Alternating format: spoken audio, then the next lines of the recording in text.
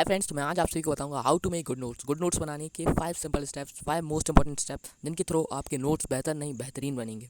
ये 5 स्टेप्स अगर आपने फॉलो करें अपने नोट्स मेकिंग में तो आपके नोट्स बेहतर बनते हैं। और ये मतलब टॉपर्स की गाइडेंस में ये वीडियो बन रहा है। एक टॉपर्स आपके सामने जो बोल रहा है वो खुद रहा है। 90% आए हैं क्लास 10th बोर्ड एग्जाम में इन्हीं नोट्स का यूज़ करके। मैंने भी इसी तरीके से नोट्स बनाए अपनी क्लास 10th में, जो कि बहुत ज़्यादा मुझे हेल्पफुल रहे। तो मैं आप सभी को भी वही 5 स्टेप्स बताने वाला हूँ, जिसके थ्रू आप भी इतने बढ़िया नोट्स बना सकते हो। Okay, let's move to the first step. First step जो होने वाला है, first step is everything explain about the topic. Explain about the topic मतलब कोई भी आपके पास टॉपिक अगर आपके पास गिवन है तो उसके ऊपर आपको एक्सप्लेनेशन देना है। Define the term, add the examples और write the questions based on it. मतलब क्या है, मेरा सिंपल मीनिंग ये है कि कोई भी आपको टॉपिक है, फॉर एग्जांपल आपने एक चैप्टर लिया है केमिकल रिएक्शन एंड इक्वेशन, उसके आपको सारे टॉपिक्स आपको लिखने हैं। ऐसा नहीं कि एक टॉपिक आप अब यहाँ कर रहे हो, एक एनसीईआरटी में करोगे और एक कहीं और से आप ढूंढोगे। मैं तो ये कहूँगा सारे के सारे टॉपिक्स आपको अपने नोट्स में ऐड ऑन करने हैं। कोई भी टॉपिक रह नहीं जाना चाहिए। और ऐड सम एग्जाम्पल्स भी लिखने बहुत इंपॉर्टेंट होते हैं। Okay, next, solve the question based on topic. Question को बहुत बढ़िया तरीके से आपको करना है। एक बच्चे क्या क्वेश्चंस नहीं लिखते, पर मैं बोलता हूँ कोई भी टॉपिक आपने लिखा है अगर उसके बेस्ड कोई क्वेश्चन बन सकता है तो कम से कम एक क्वेश्चन ज़रूर लिखिए विथ आंसर के साथ। ठीक है, तो इसमें आपकी क्रिस्टल क्लियरिटी और भी ज़्यादा बढ़ जाएगी। Now next, move on to the second step क्या है? डोटाइज notes making over understanding. Understanding के ऊपर आपके लिए कुछ नहीं होना चाहिए। अंडरस्टैंडिंग एक ऐसी चीज़ है जो नोट्स मेकिंग से भी ज़्यादा इंपॉर्टेंट है। ये आप सब जानते हो। ये कॉन्सेप्ट क्लैरिटी जो होती है वो अंडरस्टैंडिंग से ही होती है। कि बड़े से बड़े कॉन्सेप्ट हैं, सबसे पहले इंपॉर्टेंट है नोट्स मेकिंग। आपको अगर ऑनलाइन से आप पढ़ रहे हो तो आपको क्या करना है, नोट्स को थोड़ा सा पॉज कर लीजिए वीडियो को, या फिर आपको ज़्यादातर प्लेटफॉर्म्स क्या करते हैं, आपको पीडीएफ भी देते हैं तो आप वहाँ से भी देख सकते हो। पर जो ऑफलाइन में पढ़ रहे हैं अगर बच्चे, कोचिंग्स में जा रहे हैं, स्कूल में समझ रहे हैं, तो समझो माय डियर, बिल्कुल भी मत रुको, पर एक रफ कॉपी लिख लो, रख लो साइड में। सर समझा रहे हैं, साथ साथ में आप थोड़ा कीवर्ड्स लिख लीजिए। फॉर एग्जांपल मैंने लिख लिया कैरेक्टरिस्टिक्स, मतलब रफ राइटिंग में, और जिससे आपको याद रहेगा। और उसी दिन जस्ट स्कूल के बाद आपको नोट्स को कंप्लीट करना है। Now move to the third step जो कि बहुत इंपॉर्टेंट होने वाला है। थर्ड स्टेप क्या है? Use NCERT while making notes. NCERT का यूज़ करिए वाइल मेकिंग नोट्स। मैंने आपको पहले ही बताया था, ऑफलाइन में अगर आप हो और आप अंडरस्टैंडिंग पे ध्यान दे पा रहे हो, आपको बस आपकी रफ कॉपी में चीज़ें लिखना है। अब यहाँ पर एनसीईआरटी बहुत बड़ा यूज़ करेगी। आपको एनसीईआरटी बाजू में रखना है।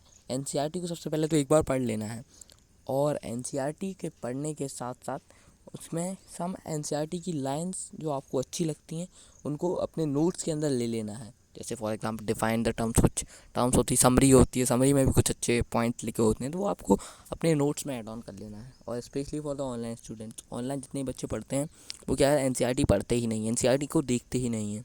सो बहुत इंपॉर्टेंट होने वाला है एनसीईआरटी का इम्पोर्टेंस। एनसीईआरटी इज़ अ मतलब बाइबल गीता समझ लो आप सभी के लिए, class 9th 10th 11th student के लिए एनसीईआरटी मस्ट यूजेबल थिंग होने वाली है। इसके लिए इसीलिए इसका वर्थ इट यूज़ करो, जो कि आपके नोट मेकिंग में बहुत ज़्यादा इम्पोर्टेंट रहेगा। Now next move the fourth step क्या होने वाला है? फोर्थ स्टेप है highlighting the keywords. Highlighting keywords बहुत इंपॉर्टेंट है। आपको इंपॉर्टेंट लाइन मिलती है, आपको अंडरलाइन करना है। आप कलरफुल पेन से भी उसको हाईलाइट कर सकते हो, कोई भी अच्छा इंपॉर्टेंट टर्म है। और अपने नोट्स में हाईलाइट बहुत इंपॉर्टेंट है, करना ज़रूरी है। ओके, सो हाईलाइट अगर आप करते हैं तो वो आपको शॉर्ट नोट्स में भी हेल्प करेंगे। तो शॉर्ट नोट्स की बात करते हैं तो फिफ्थ स्टेप ही हमारे पास है short notes banana. How short note making, ये हर एक बच्चा भूल जाता है। वो लॉन्ग नोट तो बना लेता है पर शॉर्ट नोट नहीं बनाता, और समझ में भी नहीं आता कैसे बनाए।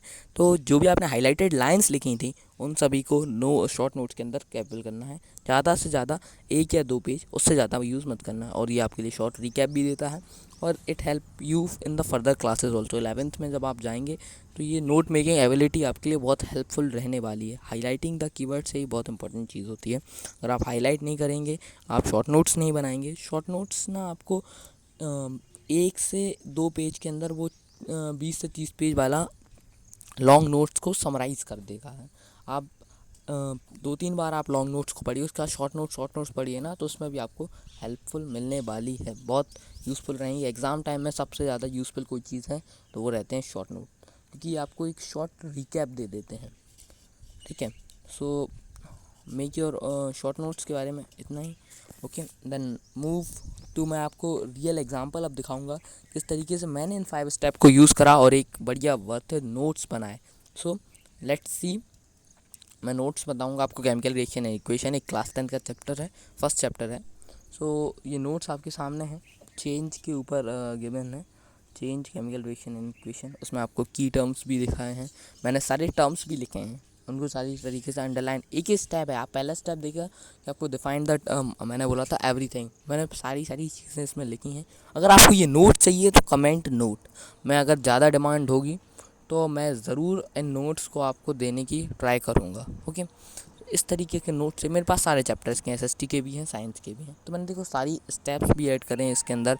साथ साथ मैंने लिखा भी है कि किस तरीके से आपको सॉल्व करना है क्वेश्चंस भी लिखे हैं, एग्जांपल्स भी लिखे हैं, सारी बहुत इंपॉर्टेंट ठीक है थिंग्स है। कलर पेन्स का मैंने यूज़ करा, जिससे आपको ना अपने नोट्स और भी ज़्यादा अट्रैक्टिव लगें। कभी कभार ऐसा होता है बार बार पढ़ने का मन ही नहीं होता, वो इसका रीज़न यही है कि आप अट्रैक्टिव नोट्स नहीं बनाते। अब मैं आप सभी को बताऊंगा, अगर आपको ये वीडियो बहुत बढ़िया लगा हो, आपने इस वीडियो से नोट्स मेकिंग कैपेबिलिटी को सीखा हो, एबिलिटी को सीखा हो, तो please like, share and comment it down notes, so it will give me motivation to make next